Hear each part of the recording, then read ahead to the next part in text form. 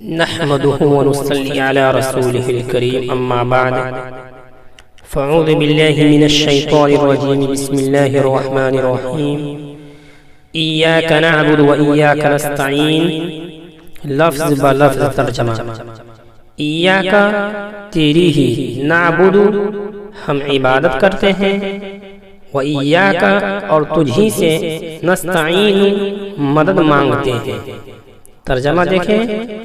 ہم تیری ہی عبادت کرتے ہیں اور تجھی سے مدد مانگتے ہیں۔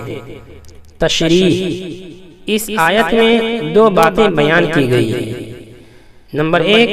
ہم سب تیری ہی عبادت کرتے ہیں۔ نمبر 2، اور ہم تجھی سے مدد مانگتے ہیں۔ ایک کمزور بندہ کی جانب سے ایک طاقتور پروردگار کی خدمت بابرکت میں یہ ایک جذباتی خطاب ہے کہ اے رب العالمین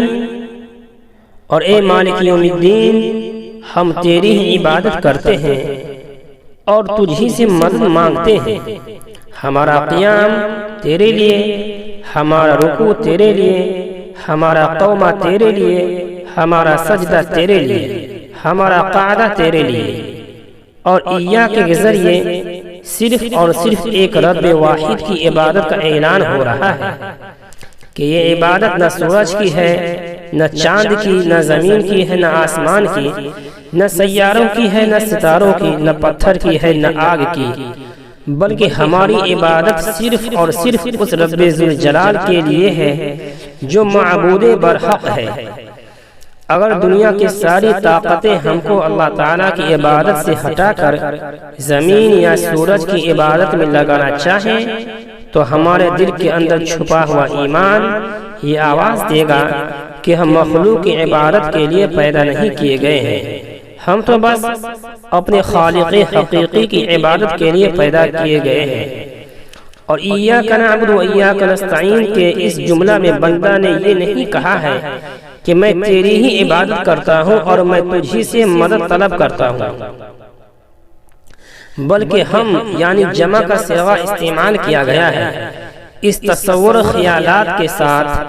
کہ اے اللہ تیری عبادت میں اکیلا ہی نہیں کر رہا ہوں بلکہ ہم سب مل کے تیری عبادت کر رہے ہیں۔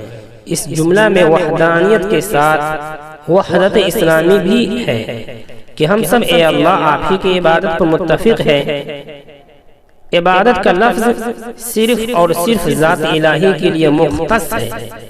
جیسا کہ سورہ بقرہ کی آیت نمبر 21 میں یوں کہا گیا ہے،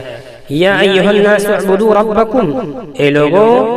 تم اپنے رب ہی کی عبادت کرو، وایاک نستعین، ہم آپ ہی سے مدد طلب کرتے ہیں۔ اس سے یہ سبق دیا گیا ہے کہ جس کی عبادت کی جا رہی ہے مدد و نصرت بھی اسی سے طلب کرنا چاہیے، اور ساری ہی مخلوق کا مددگار تسلیم کرتے ہوئے اللہ تعالیٰ سے مدد مانگنا چاہیے۔ اللہ تعالیٰ کو چھوڑ کر جو لوگ کسی اور سے مدد طلب کرتے ہیں وہ رب ذوالجلال کی اس سرزمین میں باغی کا درجہ رکھتے ہیں، اور اللہ تعالیٰ ایسے باغیوں کو ہرگز معاف نہیں کرے گا۔